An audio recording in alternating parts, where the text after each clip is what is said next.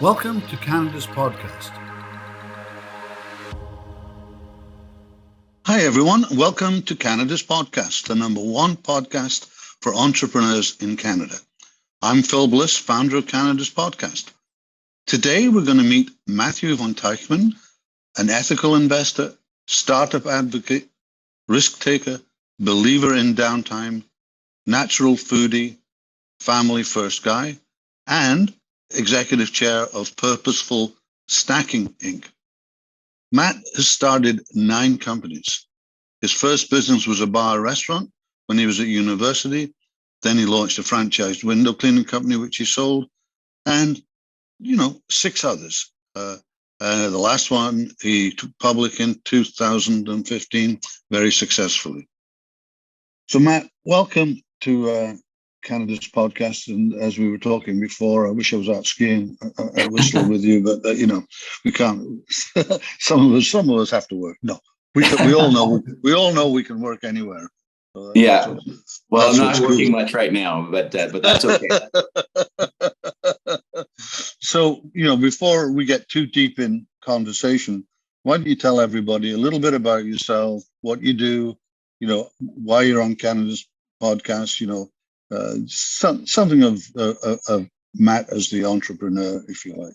Yeah, great. So I've been an entrepreneur my whole life. I'm not quite 50 and started my journey at about, I guess I was 18 when I started my entrepreneurial journey, having started a window cleaning company and then sold it / gave it to my brother, and then started up a bar when I was at university and sold that and got into, I think the first person in Canada to do online recruiting with a company called JobShark with a few partners, and sold that. And then 22 years ago, got into natural food. And I've launched 11 brands in the natural food industry, grew a group of them to be quite large, just about 100 million in sales, and took that public, and then left 3 years ago to basically pursue my personal passions a little bit more within food, which is I'm very big into supporting kids through philanthropy, and so I tried to marry my philanthropic tendencies with my business interests, and created a popcorn company called Purposeful Popcorn that basically is designed to give most of the profits, or a lion's share, 25% of the profits of that CPG company to support kids in underprivileged communities. So been around, done a lot of different things, had a ton of failures, a few successes, and I think have some maybe some interesting learnings from it all. Great. So obviously I'm an entrepreneur too. Is there something different about entrepreneurs? When you look at the others around you, is there something different? Some kind of characteristic? Yeah. Is it just that we can't hold a job, or that we're all ADHD? I don't know which. Yeah, I think the secret sauce for entrepreneurs is purely appetite for risk. I really believe. I have 3 brothers, and one of my younger brothers, was having a great career and corporate career, and one day I was having lunch with him and my dad, and basically he said, I have an idea. I don't know if I want to pursue it. And it was risk reluctant. And eventually he took the leap after, a little bit of thought, and he took the leap, and he was massively successful. And it was really just the leap. It was that ability to take on risk, desire to take on risk, that I think sort of makes an entrepreneur an entrepreneur. I think everyone's got a million ideas, but not everyone takes the leap to kind of to go for it and see what comes of them. Oh, you mean, I was reading your background. You mean you started 9 companies. I don't think all of them have been successful, but you must have, with that knowledge, have developed some kind of process that from those very startup days, if you like, to midpoint to end point. I mean, tell us a little bit about that. I mean, you've got the kind of experience chops that I kind of want to get some of that knowledge out there, basically. Yeah, it's interesting. I'm not sure it's so much a process as it is just a real desire to solve a problem. I'm a huge believer that if you can't figure out, if you're an entrepreneur and you're trying to start a business and you're not solving a problem that currently exists, you probably don't have much of a business. And so everything I do now is designed around solving a problem. I have 4 startups, 2 that have done quite well and 2 that are colossal failures at the moment. And it's all of them solve a problem or are supposed to solve a problem in one way or another. So that's kind of the start of it. And then beyond that, it's all the nitty gritty, the details, the positioning. I have a mushroom company, for instance, and our positioning in that mushroom company is basically to be the best. The problem we're solving, I should say, is to be the best supplier to the large food service companies of mushrooms, because in the type of mushrooms we grow, there's very spotty coverage throughout the year. Some people grow in the summer and the winter, whatever. And we want to be a year-round supplier. So, solving the problem, but then you have to position it and you have to execute on so many details. So there's so many facets of it. But one thing I would say is that bringing in partners, I bring a lot of partners into my businesses, and I have for the last 10-ish years, 12 years. Basically not so much to be operating partners necessarily, but to be thought partners. And so I ask them to come in. I give them equity, typically, a very small chunk of equity to start, but it gets them involved in the story. And then when problems occur, I have people who know the story, know me, and can be sort of right up to speed and can be able to help right away. So I think that's another piece of my success or luck or whatever it might be is that I make sure I have a lot of really smart people kind of around the table whenever I need them. Yeah, that's really good one. What do you see as the biggest challenge in your future as an entrepreneur? I don't know whether the economy is great or bad or whatever. What do you see as the biggest challenge? Yeah, mine's a very personal one, and it's kind of motivation now. A drive might be a better word. I've been fortunate that a few of my companies have done quite well, so I'm financially independent, and now I'm almost 50, and my kids are almost out of the house. Empty nesting next year, and my wife and I are really super focused and keen to just, travel and experience things and see the world. And it's very hard to build a business if you're not kind of focused on it. So my fear a little bit with all these startups I've got is that, is that I'm going to take my eye off the ball because I kind of want to enjoy life a bit more than I have. I mean, I've enjoyed my life, but I have more freedom to enjoy my life now.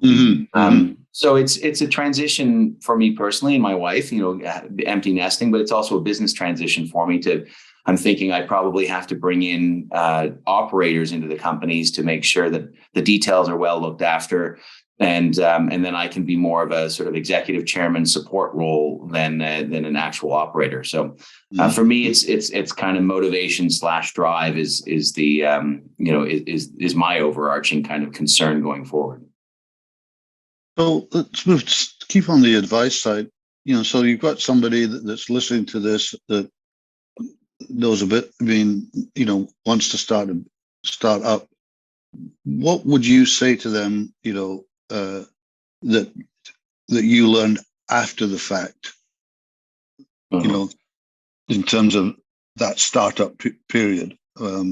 What advice would you give them? Well, every startup's different, but I think the biggest thing is resilience. You have to start with an appetite for risk, as we talked about earlier, but then you have to really be able to take a shot kind of thing. It is the startup journey is sort of a 2 steps back, 2 steps forward, 3 steps back for a long, long time, for years, as we talked about before we came on air. It can be years before, each business gets going.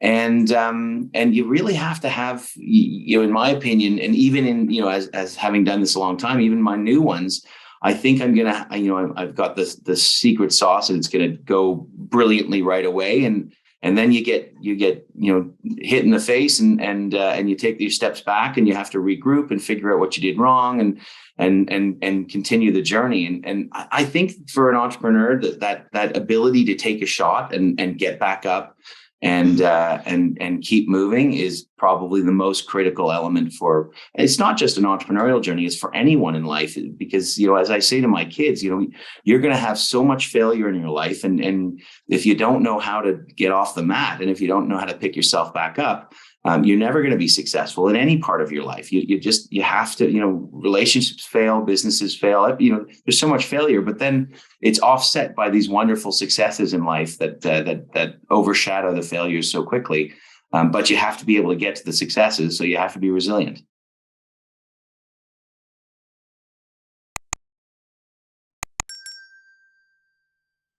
You said you like to have sort of people around the table that you can work with, get advice from. In terms of mentorship, what's the best piece of advice that you've received, that you kind of carry around in your pocket, kind of thing, that sort of is always there? Yeah, I mean, as a mentor, the best piece of advice is, for business owners, new business owners, is get more money than you think you need, because you're always going to run out of money. I've done it so many times, and even the new ones, I'm constantly putting money into these things, and if I didn't have the ability to put money into it, they'd be gone.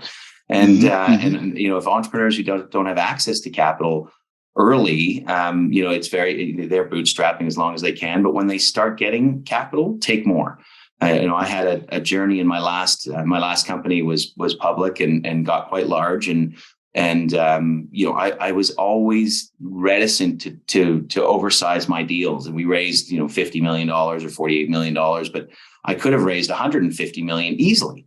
And there's just such an appetite for what we were doing at the time. And I kept on paring back these deals. And I had a great board member, advisor, mentor as well, who basically said, Matt, you're crazy. Like, take the money. One deal we wanted to raise 12 million. We were subscribed to 30 million. He's like, take the money. And I'm like, no, it's the value's too low and it's going to keep growing. And boy, we needed that money, a year later. We really needed that money. And we ended up doing a down deal. And it's just I think that advice of take the money when the money's available is something that every entrepreneur should listen to. Don't worry about the equity as much. Take the money. Yeah. When faced with sort of, you've had lots of challenges. So when you kind of hit that unexpected one, which are always the worst ones, is there a methodology, that you've kind of evolved in terms of handling that kind of thing? Yeah, I don't think it's probably a methodology. Well, maybe it is. It's going back, I think, to the core, the simplest principles of the company, the core mission of the company, and those sorts of things, and retrenching. It depends on the problem, obviously, but if you have one of those big systemic problems in your business, then going back to kind of the core mission and almost reinventing the company, which I've done on several occasions, is probably worthwhile. Some people, might try to sell it or throw in the towel entirely or whatever, but often if the core problem still exists, there's just, and then you can find a solution for it. So if it's those big business altering challenges, which I've really had two in my life, and then it's go back and make sure the mission or the problem you're solving is still a problem, and if it is, then figure out a new way to solve it, and if it isn't, then move on. Is there anything else in life you would have liked to do? I mean, you've been an entrepreneur. Do you reflect on, it might have been really fun to do this kind of thing? I've loved this journey so much, and I would be an absolutely horrible employee.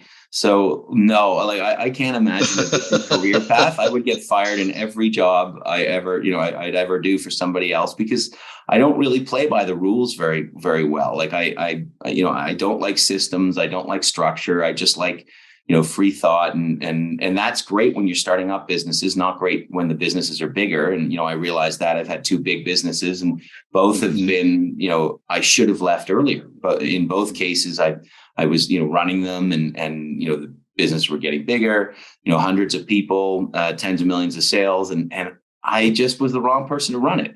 And so, I think I don't see any other career path for me. Like, I just think I'm hardwired to take risk and do startups and that sort of thing. And on the personal side of my life, I'm super fortunate that I've done, virtually everything, I've wanted to do. And that's the wonderful freedom of being an entrepreneur, is that you do have time to do what you want to do. And there might be sacrifices along with that, but I feel incredibly blessed and fortunate that I've done most of the stuff I've wanted to do in life, and I've lots more things I want to do in the future. And I don't see a different career path. I'm one of those guys who just loves to start stuff up. And I think it's the only thing I could have done. Let's have some fun questions here. You a morning or a night person? I ask everyone this. I'm always interested. Morning. Definitely. I assume morning. that. I assume that based on the time it is over there. Exactly. It's 7 a.m. or whatever it is. Yeah, it's morning for sure. Is there anything any book you've read or podcast or whatever that really kind of you would recommend to the audience that influenced you? I've got 3 or 4 books that really kind of set my processes, if you like.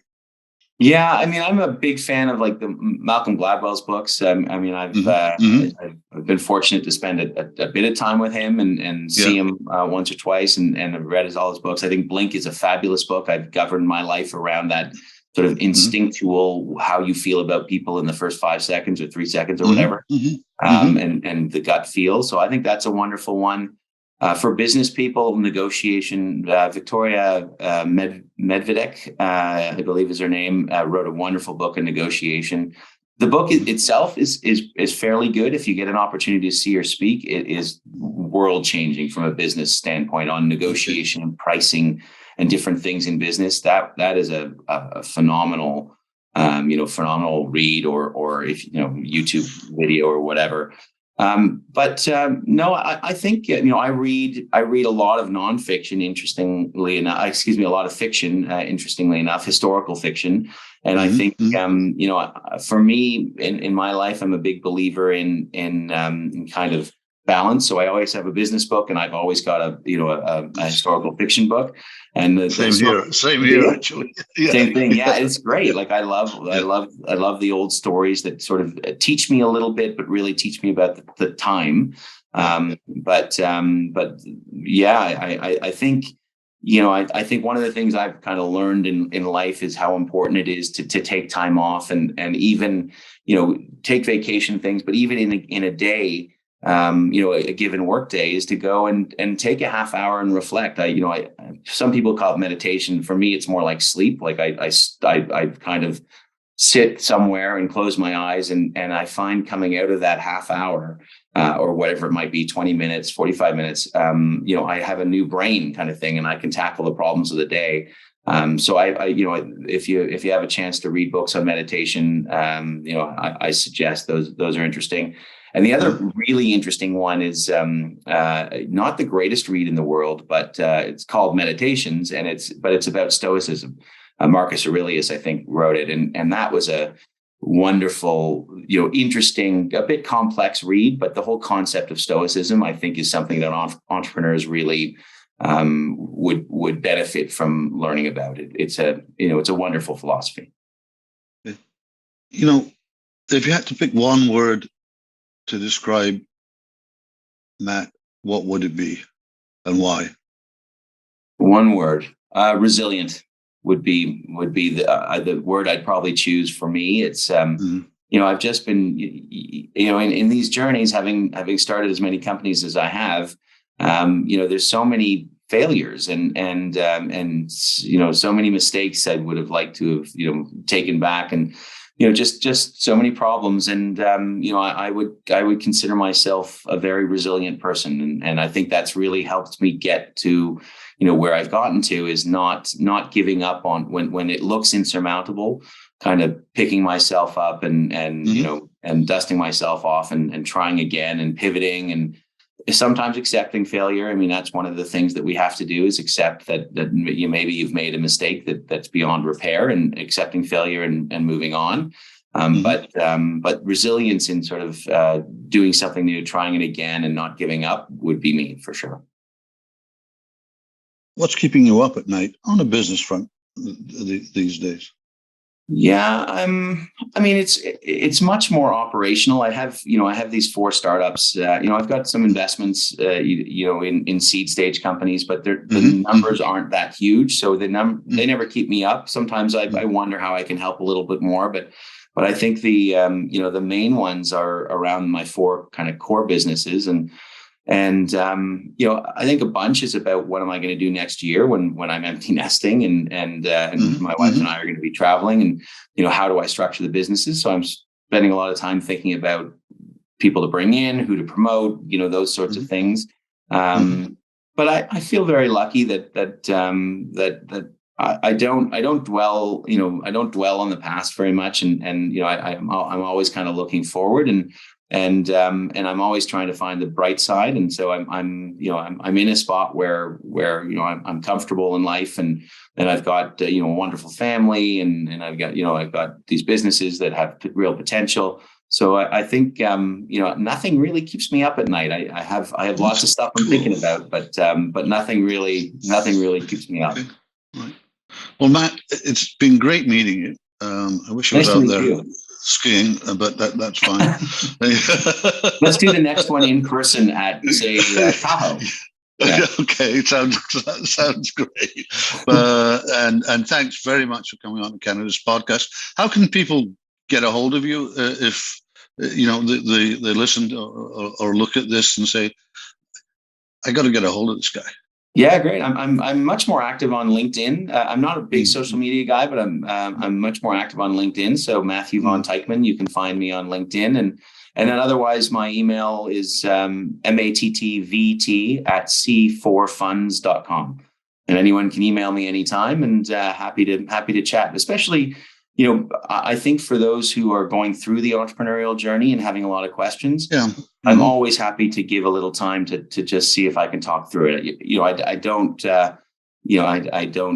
can't guarantee I'll be interested in investing or any of those things, because I get a lot of those requests, but I certainly will give my time to see if I can help. Okay, Matt, thank you very much. It's been great seeing you. Thanks, Phil. Appreciate it. Nice to meet you.